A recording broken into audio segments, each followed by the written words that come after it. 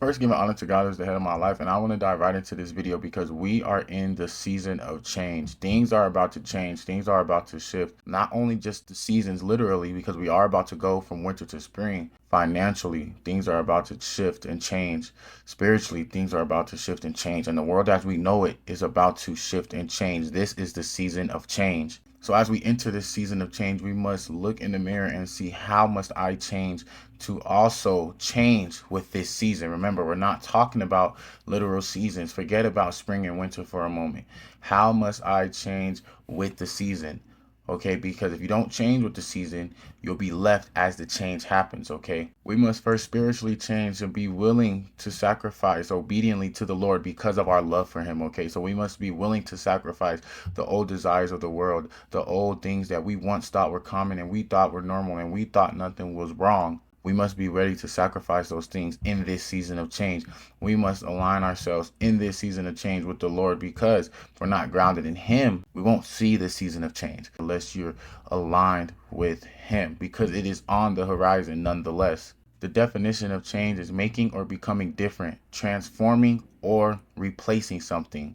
So in this season of change, when we're looking at it from a spiritual level, we must transform who we are from unrighteousness, sinners, to righteous, walking in the direction of the Lord. Now, I'm not saying when we start walking in the direction of the Lord, sin won't arise, but it will not be intentional sin. It will be things that try to trip us up, because the enemy now sees the season that we're changing, and he now sees us going to the Father. He now sees us submitting to the Lord. So he will try to trip you up. And there will be days where they don't feel like the other days, but none of that matters, because when we keep our eyes on the Lord, He will show us everything that is coming up on us. So if we stay focused on Him, He will be able to see out of our peripheral vision the attacks of the enemy, right? Because our eyes are laser focused on Him. So first, we must transform our hearts. We must transform our spirit. We must transform our minds into a righteous version of Him instead of unrighteous in the world.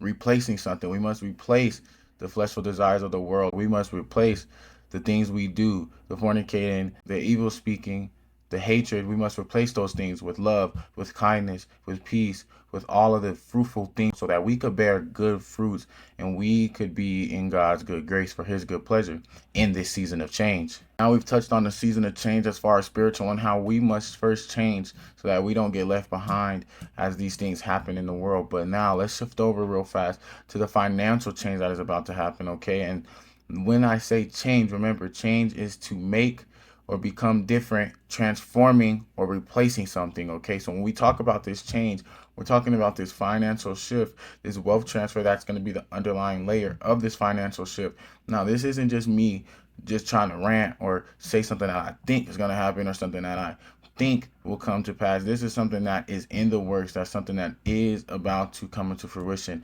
And the first thing first is we must first align ourselves in the season of change. When it's a season of change, it's not just one area of our lives changing, okay? It's a season. That means the full season is changing. Everything will be changing, okay? And there's no telling how long the season of change will be. I have zero clue, but I do know that it is happening, and it first aligns with us. If we're not where we want to be spiritually, physically, mentally, we won't be prepared for what's truly to come as well in the world around us. I began to speak with the spiritual change first because above all, that is most important. We must first important walk the righteous life. We must first importantly be of one, of unity, because we need to be unified in this season of change. Because when there's a season of change, there's going to be a lot of different attacks and tricks that come up to block us from even thinking about this change, right? To make us not want to change, to make us be stagnant. These things are tricks and attacks. Everything is spiritual. Remember, everything is spiritual. So when you feeling like procrastinating and you feel like you don't want to do nothing, you got that spirit of laziness and you feel stagnant, there's something on the rise. There's something coming. There's a shift coming. So we must raise up and we must defeat those spirits that try to consume us in doubt and laziness and fatigue. And first, we must lean on Him. So we must go to Him about everything. Second, we must recognize the shift that is about to happen, okay? And when we come back to this realm of finance, okay, we've talked about it plenty of times on this channel, and I'm not even going to touch on it too much, but I just want everyone to be on the same page as this, that we are about to be a part of the biggest financial shift in history of our lives. There has been no sort of financial shift like this.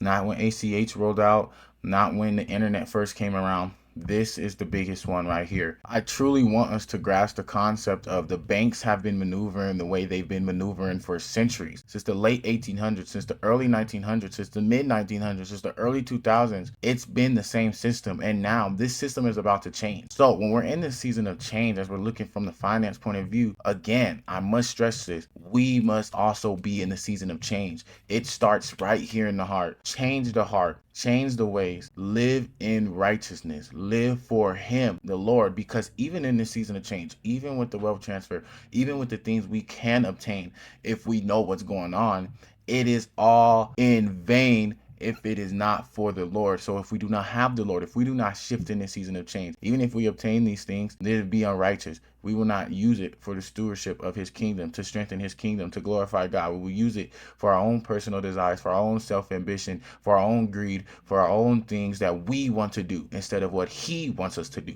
So that's why it's so important that in this season of change with the finance, it's important that we also grasp the concept that we must change. I must change. I must change too. I must kill my pride. I must kill my fleshful desires. I must kill the way that I think, the way that I want to be in control. And I must lean on him in all things, no matter how little it is, no matter how small I think it is. If the Lord tells me to wear a certain color, I must obey and be obedient. If the Lord tells me not to invest in an asset that I have the idea that this is going to work, I must be obedient, because only he knows what's truly up the road. He knows how everything's going to play out. So we must use that and lean into that and trust him and have that faith. This is unwavering faith that we spoke about. Unwavering through all situations. Go to him, lean on him, change your heart, change your mind, replace something, replace the sin, replace the fleshful desires, replace the evil speaking, transform your spirit, transform your flesh into the spirit, transform your mind, transform the way of thinking. Transform the way you perceive others. Transform the way you view others, so that you can also transform your thinking on finance. So you can transform the knowledge you have about the future of finance, so that you can be included in the season of change. With all that being said, I'm going to be wrapping this one up. Make sure you send this to someone who does not know who God is, so that you can introduce them to our Lord and Savior, Jesus Christ, and introduce them to the gates of heaven. Make sure you share this with someone who does not know what investing is or the future of finance, so that you can introduce them into the greatest vehicle to financial freedom. The most important part of financial freedom is under the stewardship of the Lord. With all that being said, we'll be back with more videos, Lord willing. Y'all keep me in your prayers and have a blessed week. Tis so sweet to trust in Jesus, just to take him at his word.